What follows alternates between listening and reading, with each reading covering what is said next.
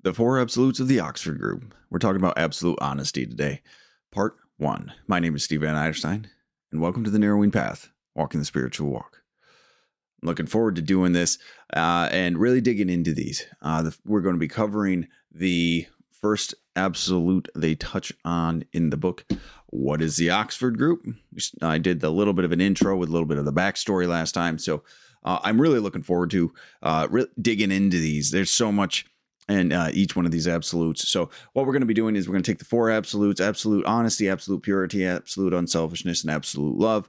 And we will be going through them with 2 episodes each. So half of the reading from this book each time, because there's plenty in just half of each one. So I just want to get a little bit more granular with them. So what we're going to do is we're going to go ahead and read the first part of this reading for absolute honesty out of this book. And then we will have a little bit of a commentary about it and my impressions of it, the things I take away from it that are really important. And also in some of my experience too. So thank you everybody that likes and subscribes and follows me, whatever platform you see these on, whether that is Instagram, Facebook, here on YouTube, whether it's the shorts or the full-length videos, Spotify as well. Those who began following along on Spotify, thank you so much for the support. Really do appreciate it. Also, we're on Apple Podcasts and we're on Amazon Music as well. So wherever you find me, thank you for your loyalty and thanks for watching. Really do appreciate it. A lot of great stuff. So let's go ahead and we'll get into it. We'll do the reading first here. Again, this is What is the Oxford Group by a layman with a pen, I believe is technically the author. And we were going to be reading from the chapter, The Four Absolutes, and we're going to be reading about the first absolute, absolute honesty. So I will read the first half of this section from the book. So here we go. This page 73 is where I'm starting for those who actually have a copy of this book. So here we are. The Four Absolutes. 1. Absolute honesty. Whatsoever things are true, whatsoever things are honorable, whatsoever things are just, whatsoever things are pure, whatsoever things are lovely, whatsoever things are of good report. If there be any virtue, and if there be any praise, think on these things. Philippians 4:8. Live pure, speak pure, right wrong, follow the king, else wherefore born. Tennyson. All things are possible to him who believes. They are less difficult to him who hopes. They are easy to him who loves, and simple to any who do all three. Brother Lawrence. Absolute honesty. Bright thoughts, clear deeds, consistency, fidelity, bounty, and generous honesty are the gems of noble minds. Sir Thomas Browne. To thine own self be true, said Shakespeare, and it must follow as the night the day, thou canst not then be false to any man. To ourselves the absolute truth, and to others as truthful as we are to ourselves. Can we do it? Can we sit down, even for a few moments, and face the self the world does not see, and tell that self the absolute truth? Then, having told the hidden self the absolute truth, can we be honest and let that truth become a conscious part of ourselves? How many of us can do that? Absolute honesty is the proud boast of many people. One thing about me, they will say, is that no one can deny that I'm always honest about everything and everybody. We all know that complacent type too well. They enjoy pointing out other people's weaknesses and indiscretions to their face and are rather surprised when the recipients of this form of honesty are not exactly pleased. Why on earth should other people be pleased when we destroy their illusions or lay bare their weak points? The methods of the self-righteous who would be honest at all costs but their own are more harmful to spiritual life than they realize and bring contempt on the work of Christ. A conscience void of offense towards God and men is the best remedy for self-righteous honesty. Under God's guidance, absolute truthfulness is tempered with common sense and kindliness. There is no reason why we should flaunt and enjoy what we think is absolute honesty so much that we should tell a neighbor a truth about himself which is neither a sin of his nor our business. Striving for absolute honesty should not be a weapon for us to bludgeon our way to what we think is perfection. Love thy neighbor as thyself is sufficient test as to our motives for honesty. There is no reason why, in our determination to be honest with God, we should destroy the belief in God in other people.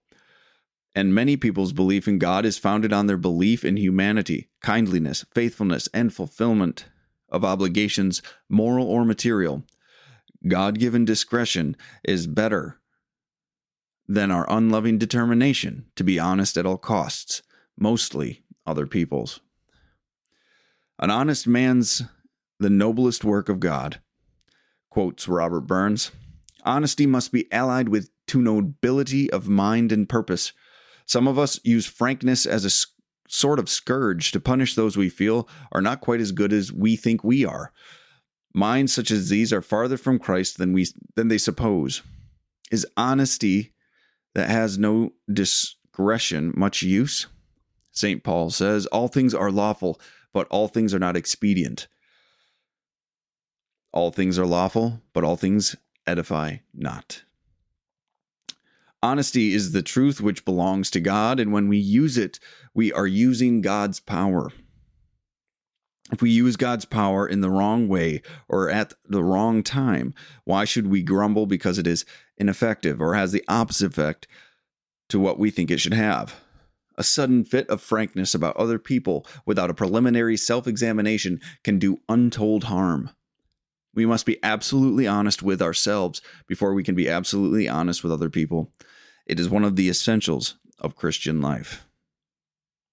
Many people revel in what they think is absolute honesty. They are convinced that it means telling the bald, unvarnished facts about themselves, even if it involves other people.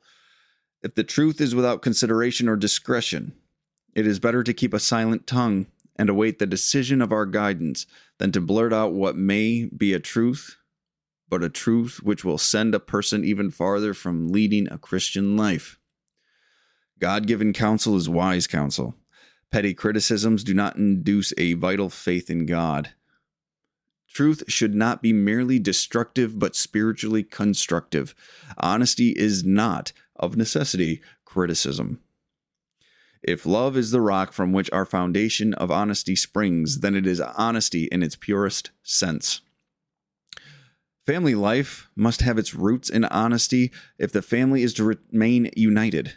It is not surprising that children who know that their parents are not honest with each other are not honest with their parents.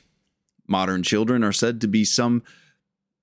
by some popular writers to be an unsolvable problem, a kind of phenomenon in the social history of the world. Children of any age are a problem to the grown-ups of the previous generation, and they will always be. And they always will be. Modern children are products of modern conditions, and as they grow with it, have to adapt themselves to the changing conditions of the world. It is not the fault of modern children that a large percentage of them are happy-go-lucky pagans who have discarded God as an out-of-date institution. Their eyes are naturally eagerly fixed on the promised fruits of life, vitality and progress. If their parents or their teachers cannot or will not show the power of Christ to youth as a living force which does not bind youth but offers it the best and fullest way of living, then the fault is theirs, because they will not face the undeniable truth that the simple rules of Christianity are as modern and as applicable to enjoyment and appreciation of life at its best today as they were when Christ changed the old tribal conditions into a new and practical way of family cooperation. Honesty in morals is an essential to a real happiness which has no fear of the present or the future. How can any husband or wife live in perfect understanding if either has a secret which, should it come to light from an outside source, will wreck their partnership? If real, unshakable love exists between two people, whatever the fault that one may confess to the other, it will sink into insignificance or take its proper place between them if honesty is made as a tribute to that love. A sin which comes to light from outside source often destroys the union of two people. Reluctance to be honest about our faults, mistakes, or sins with a person we are united to by love is lack of faith, not only in the person, but also in the reality of that love. A love which dies because one confesses with honest motives a sin to the other is not worth having. And any love which can embrace mutual honesty is very near to the ideal which God had for men and women when he ordained marriage. Moral honesty with our friends who cooperate with us for happiness is very necessary if we are to know that we can rely on them and stand with us in an emergency. How much more do we value friends whose affection is founded on candor, and who will be honest with us when we are confronted with difficult situations, in which we need honesty if we are to set a right viewpoint? What are the use of half-truths, vapid words of consolation, or negative advice to us when we are facing a crisis which needs to be confronted with absolute honesty? Some of us are like the proverbial ostrich which hides its head in the sand. How often do we say, if it's anything unpleasant, I don't want to hear it, when subconsciously we know the best thing for us would be to face the truth honestly and seek for an honest solution to our problem or our sin. We cannot always hide our heads in the sands of the fallacy that ignorance is bliss. Our heads have to come out sometimes, and we often find that whilst we have been shutting our eyes to it, the truth has grown much more difficult to cope with. Friendship that will allow for honest facing of mutual difficulties is the only kind of friendship which is worth our having. The mutual ostrich kind is hardly friendship. It is certainly not honest. All right, that's where we're going to stop today. That's just about halfway through. So that touches on so many areas of life. That's why I'm excited to get to the second half of the chapter next week, but there's just so much to cover in this. At so many areas of life it touches on, so many behaviors it touches on, so many relevant things, especially to my own personal experience and things relevant to today that I wanted to make sure we had enough time to discuss. So we will go ahead and we'll get started. So what I wanted to actually reference at first was just the quotes in the beginning, just so if you were wondering where these came from, because I went and looked them up, and the first one obviously comes from the Bible. It's Philippians 4:8, which was the whatsoever things are true, and whatsoever things are true, whatsoever things are honorable, whatsoever things are just, whatsoever things are pure, whatsoever things are lovely, whatsoever things are of good report, if there be any virtue and if there be any praise, think on these things. Yeah, that's Philippians 4:8. Then the next one, live pure, speak true, right wrong, follow the king be capitalized, else wherefore born. That's Tennyson, and that's from a poem called Gareth and Lynette. Also, all things are possible to him who believes. They are less difficult to him who hopes. They are easy to him who loves, and simple to any who do all three. That is Brother Lawrence. That comes from this book right here, The Presence of God by Brother Lawrence. Or this is a more modern take or reprint of it called The God Illuminated Cook as well. There's a bunch of them out there. Fantastic book, by the way. This might actually be on the list of things to read at some point as well. So stay tuned. But so that's where that one actually comes from. Fantastic book. So, and that's just the title page for Absolute Honesty. It comes with a couple of quotes, and then we get to the actual chapter heading of Absolute Honesty. And there's one more quote. They liked to bring in the common references, I guess, here. The bright thoughts, clear deeds, consistency, fidelity, bounty, and generous honesty are the gems of noble minds. That's Sir Thomas Browne. And that's from a book called The Christian Morals. Very old book, too, if I remember right, like the 1800s. So a lot of great quotes there. A lot of depth. Took some self-restraint to not go and buy a couple more books for myself that I would have a while getting to anyway. I've got such a backlog of books. I wonder if anyone out there relates to me. I have quite a few that I need to get to, but that's neither here nor there. So let's get to the actual body of the reading, which also starts with a quote, which is kind of funny, but it's more expanded upon. And it's a quote that's actually quite commonly referenced, but not in its entirety. One thing I like about this is they use the entirety of the quote. In 12-step rooms, this is referenced often, but I feel like it gives some misunderstanding. So it opens with a Shakespearean quote from his work Hamlet. And it's, to thine own self be true, and it must follow as the night the day, thou canst not be false to any man. Now, this is commonly quoted in recovery and things like that, to thine own self be true. And I think the meaning gets lost. And that means like it's not supposed to mean just be authentic to who you are. Which a lot of people take it as, to thine own self be true, right? Just do what you think is right. That's not what this quote is about at all, actually. It turns out that this quote is about being absolutely honest with yourself. It's about actually, if you want to be honest with other people, you have to be honest with yourself. This is the transparency and sitting with yourself, as they said, to actually see you for who you actually are. And then you can give an honest portrayal of your character to somebody else. But until you actually are completely honest with you and completely truthful with who you are, you can't be honest with any other man, right? I like that part.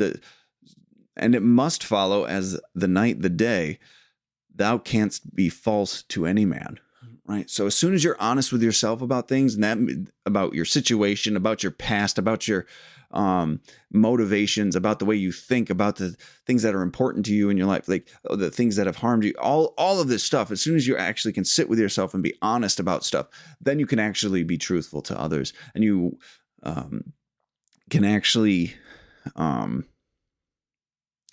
be authentic at that point, right? That's when the authenticity comes in. But until you get there, you're just lying, right? You're being deceptive and you don't even know it. That's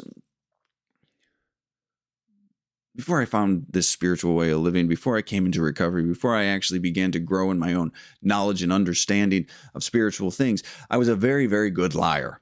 And that was because I didn't know I was lying. I didn't realize that I convinced myself of this delusional reality that was not even close to what was actually going on, right? The best liars actually believe it, right? That when and this, to thine own self be true quote, is actually dismantling that. It's dismantling the delusions that we've built up around ourselves. Can we actually take an honest look at who we are and be honest with ourselves about it? And then we can be honest with other people, right? I very much enjoyed believing my own crap because it let me play a victim. It let me argue enthusiastically for what I believed to be true, because I couldn't take the time to actually sit and be with myself about this stuff. So it's a great quote to open up with. And then it gives us a challenge. And I wanted to read that from the book. It says, can we do it? Can we sit down for even a few moments and face the self the world does not see and tell that self the absolute truth?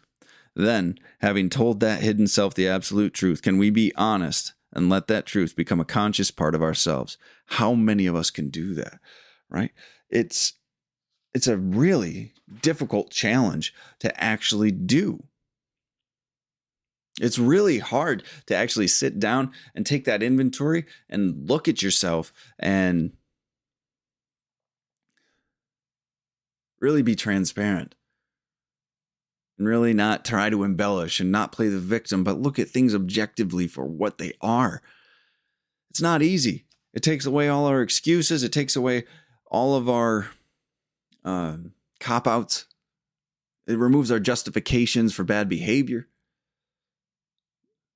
And this is an important challenge. This is an important thing to actually consider. A lot of people don't even know they have to. The ones that know they have to refuse to. And the ones that do, it becomes quite painful for them.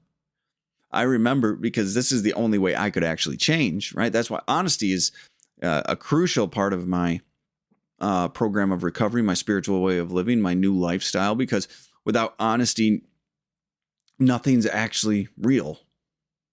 As odd as that might sound, honesty is the only way I stay connected to reality. And then I can actually function in the real world. I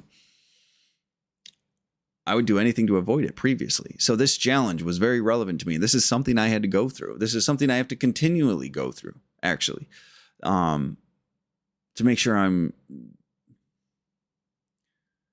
participating in my relationships, participating in my circumstances, and actually be present in the world and be present for those around me and for those who love me. It was an absolutely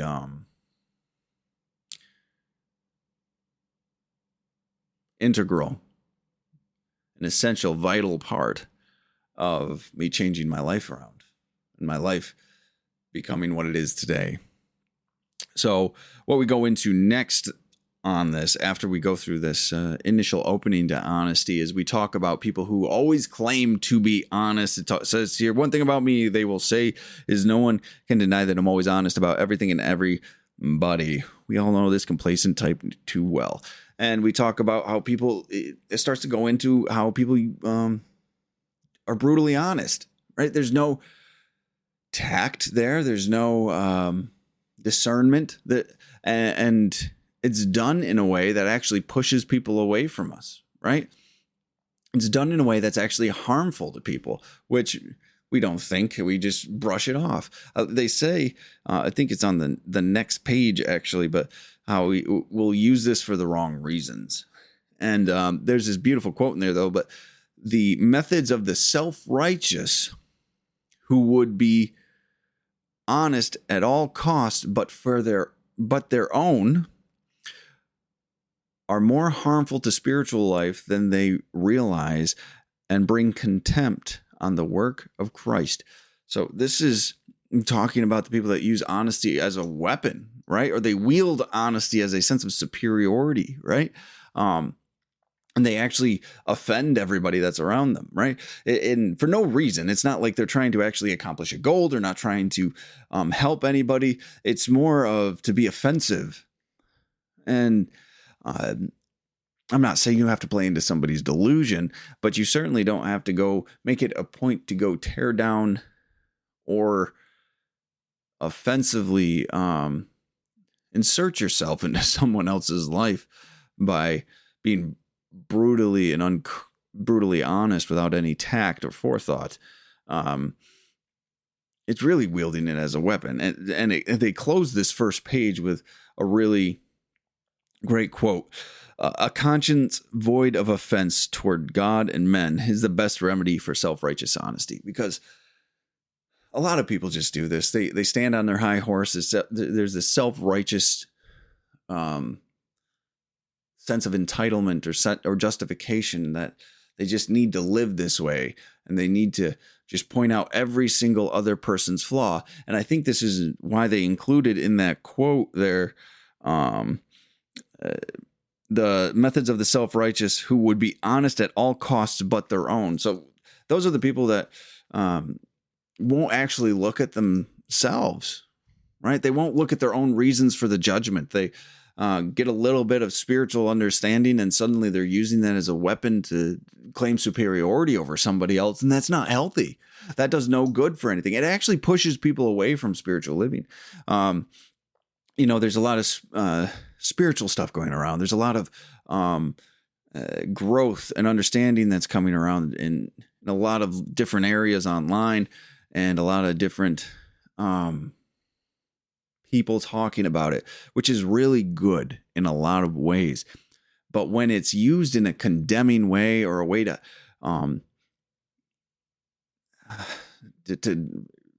for people to feel superior, it really pushes people away from a spiritual way of living.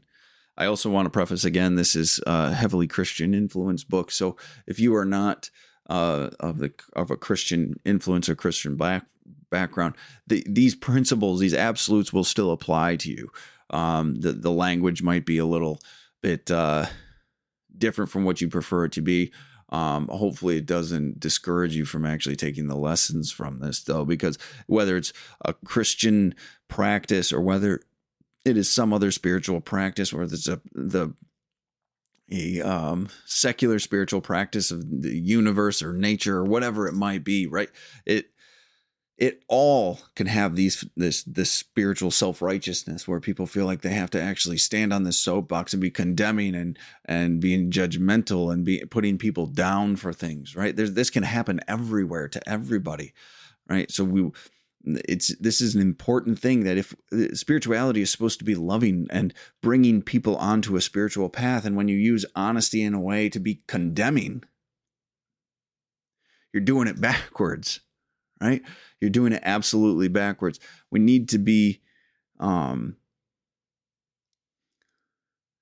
need to have some tact and some discernment. That's what I've learned in my own experience, and that's what I've constantly found throughout the spiritual literature that I read. So it's the solution to self-righteous honesty of just like, look how good of a person I am, and I'm going to be honest and pick apart you. So for ulterior motives, so I feel better about myself, right? That self-righteousness, to take care of that is the conscience void of offense towards God and men, right? And this doesn't mean, you'd have to go and be delusional and participate in someone's delusion. This doesn't mean that you have to, you're never able to actually give people hard perspective. A lot of the time, people that don't invite it in won't want it anyway, won't take it. They'll use it incorrectly, right? It talks about that in a little bit. But the reality of this is we have to make sure that this ability to be honest after we've discovered it is used appropriately. So we go on to this, the next page here, and it says that under God's guidance, absolute truthfulness is tempered with common sense and kindliness. Right?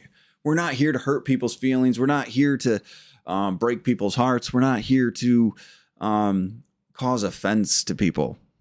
This is supposed to be out of a loving place. This is supposed to be out of a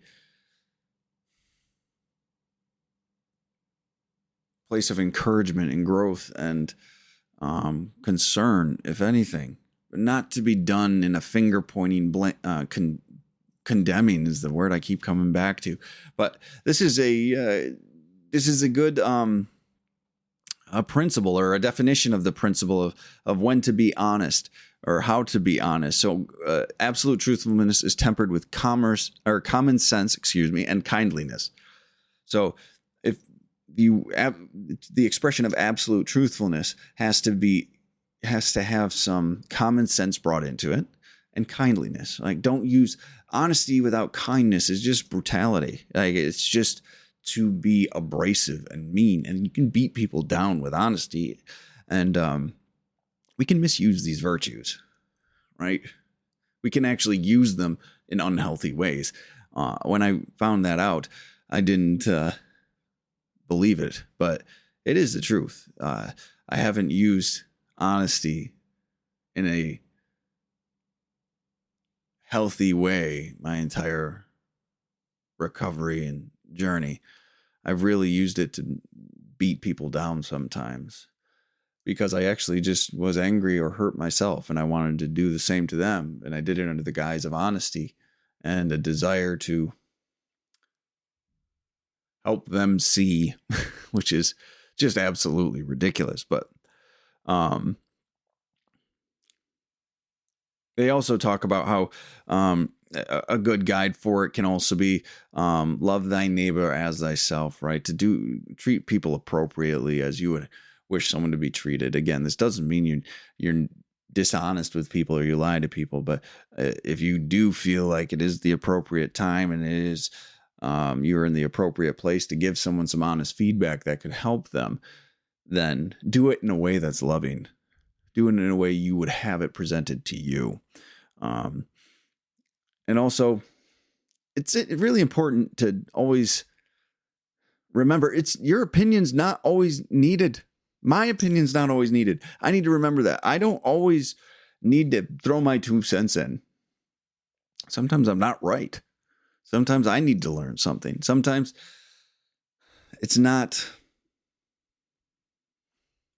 essential that my ego gets satisfied and I have to say something. Because a lot of it's what it is ego. A lot of ego gets wrapped up in this whole honesty thing. Goes on to say that honesty must be allied to nobility of mind and purpose. So it should be intentional. It should have a purpose, right? If you're having this conversation, having a conversation where maybe some hard truths are being brought up and talked about, like, why are you doing it? Why is this occurring? What is going on, right? Nobility of mind, to be of service, to have a higher service, to enlist honesty in the service of something higher. Maybe is a better way to say it. That's the purpose of absolute honesty, to be of service to something higher, right? So when you're saying this stuff, when you're bringing up when you're bringing up honesty and you're actually trying to practice this principle, right? Practice this absolute. It's why are you saying the things you're saying? Asking yourself that question, right? Are you saying it to judge? Are you saying it to feel better about yourself? Are you saying it to feel superior to another? A lot of people, I didn't write the quote down, but it's really to just place ourselves above someone else. We like to make ourselves feel like we have the moral high ground. Well, that's a pretty crappy reason to say something, right? It's pretty crappy to say, I'm better than you, and this is why. That's not constructive at all. That's not going to help the person move forward, right? We have to check our motives when we're having these types of conversations, and we're practicing this absolute honesty in regards to application to another person. It's actually crucial. And then it says a sudden fit of frankness about another person without a self-examination can do untold harm. And my personal experience of being someone that this has happened to, and also doing it myself, that this is absolutely true. If you have this sudden inclination to, hey, let me tell somebody about themselves, that's not coming from a good place. I like how they say sudden frankness, like this, it's like a impulsiveness to it and this brashness to it, right? A sudden fit of frankness about other people. Before that happens, you've got to take a look at why. Is someone just upsetting you? Is someone not acting in the way you want them to? So you just, want to tell them about themselves. You want to break them down a little bit, get them off their high horse, right? You want to do it in an angry or a gratifying way to your ego and self-esteem, right? Like those are not right reasons. Taking an honest look at why you want to say the things you want to say is crucial. It's so imperative that this is done, because if not, we can hurt a lot of people. We can push people away from a spiritual way of living, right? We can be condemning to such a point that people don't recover from it. And that's not what we want. That sense of rejection can be crippling. So we need to make sure we're saying things for the right reason at the right time and from the right place. We can cause a lot of damage to people with what many would call a sharp tongue. Many people are very skilled in the art of criticism. Many people are very skilled in the art of just tearing someone apart verbally. And it's not healthy. It's not good. And we excuse our own sense of guilt and shame about it by saying, well, it's just the truth. Yeah, but the truth wielded as a weapon and a dagger. The truth wielded in such a way as to be crippling and harmful. There's no nobility in that. There's no kindliness in that. There's no virtuous behavior in that at all. If anything, it's even worse than that. It's worse than just being harmful. It's intentionally harmful in the guise of a virtue. That's terrible. And I have to say, just for transparency, I've done that before. And it doesn't feel good. It doesn't feel good. It feels wrong afterwards. I've actually had to go make amends to people because I've done that. So, we have to be careful about why we're using this sense of honesty. And it goes into this great part here. Truth should not be merely destructive, but spiritually constructive. Honesty is not of necessity criticism. We use absolute honesty with others.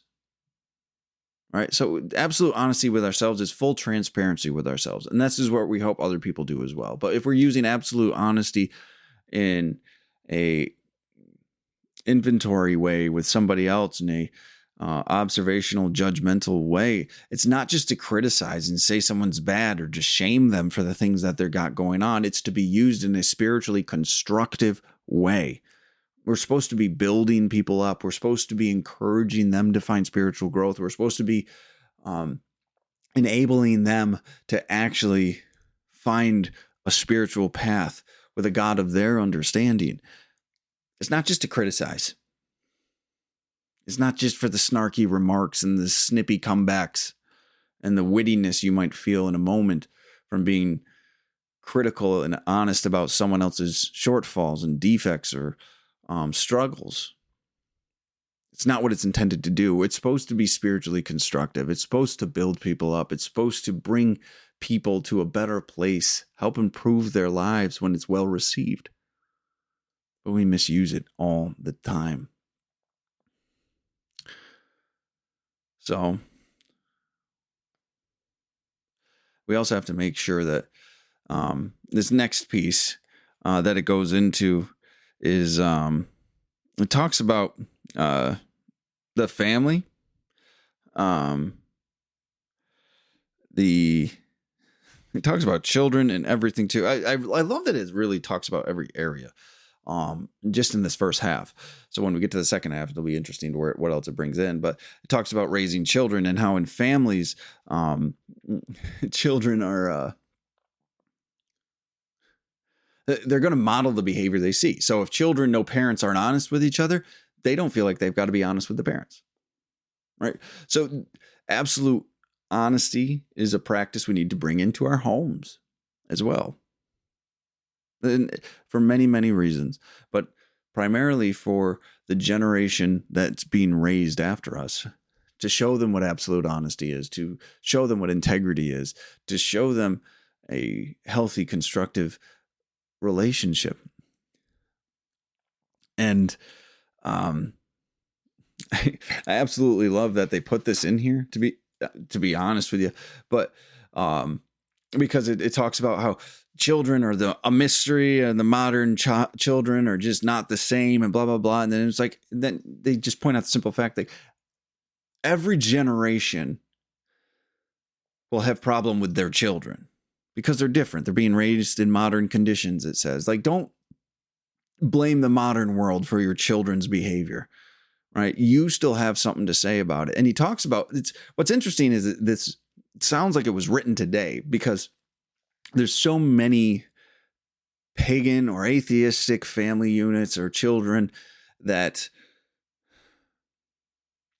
have turned from the normal path of religious practice and spiritual pursuit and God-structured lifestyle, and people, it sounded like even in this time, people wanted to blame society for it. And they're saying it's not society's fault.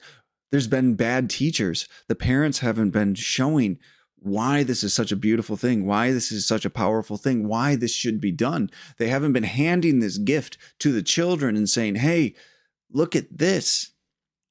This is the way to find the most joy and happiness and fulfillment. And then guess what? When there isn't that structure and those lessons brought in, and that idea of a freedom found through a spiritual practice and a journey with God, they think it's limitation. And then they find empty pursuits and pleasure and distraction in this world. And so they're saying we need to take some accountability as teachers and guides, that we need to hand this to our children in such a way that they can receive it. That's our responsibility. Now, that's heavy for a lot of people. That's hard for them to receive. That's hard for them to actually believe or take in, because it's easier to blame. But that's what part of this absolute honesty is. We have to actually do this. We actually have to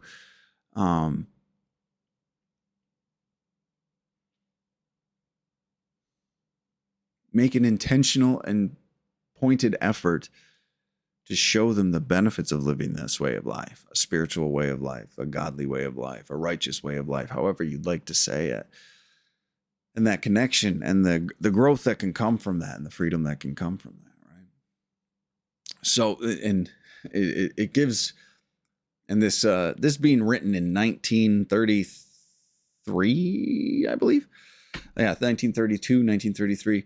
This being written at that time shows that, first of all, these principles are timeless, and these problems, these problems are also timeless, right? Like, kids today are as much of a mystery to the generation, the first and second generation before them, as they were 100 years ago. So let's not act like we got a special set of circumstances today. There are some variances. There might be some more extremes right now. Totally understand that. But the reality of it is, we still have a responsibility as the generation above to foster this in them, to foster this desire in them. It's really crucial to that, and for us to accept that responsibility as well. So these principles are timeless in a lot of ways. And then he brings this absolute honesty piece into romantic relationships specifically here. And it's really, really important. And it talks about how absolute honesty is essential to the success of a relationship actually maintaining and moving forward throughout the years. And without it, you'll get nowhere. And how if someone in the relationship isn't honest about everything that's gone on, or what he would call a sin that they committed in the past, and it comes in from a third party, it comes in from an outside source, that it will destroy the relationship, right? That it'll actually not corrupt, but it'll drive a wedge between them, because how can the people trust again? How can the people actually in that relationship feel like they could be with the other? It's a sense of betrayal in a lot of ways, which is very true. This is something that many people have experienced. So absolute honesty when you're getting into a relationship, when you're actually building with somebody else, is crucial to this whole process, this absolute honesty piece, and not leaving all these ghosts out there for people to bring into the relationship and say, hey, this is what's going on, or did you know that they had done this, or they're a part of this, right? If they bring it up between themselves, it can either build the relationship or it'll just sink into the past because it's not relevant. But it needs to be brought in by the people in that relationship. And also, he brings up a very, very valid point. The quote is, a love which dies because one confesses with honest motives a sin to the other is not worth having. So if you feel like you've got to hide your entire past because your partner would leave you if you didn't, there's a problem. First of all, if the partner actually would leave you, you're going to be in fear the entire time. And secondly, if the partner wouldn't leave you, you're just feeling ashamed of yourself still, and that's going to drive your behaviors. It's not healthy. It is better to have honesty with good intentions too, right? Motives, he said, honest motives. So you're not trying to harm the person. You're not just trying to push them away or anything like that. You have honest motives involved here, but to share with them these things so you don't have to hold that on your conscience, and you don't have to worry about them finding out. And if that kills the relationship, then it's better to have lost it now than later on down the road when they find out about it from a third party. It just is. He says it very, very plainly there. A love which dies because one confesses with honest motives a sin to the other is not worth having. So keep that in mind. And then the last part he talks about here is friendship, and how absolute honesty in friendships, real friendships, not just acquaintances, not just people you know casually, but real true friendships, has to have honesty involved, because those are the only friendships worth keeping.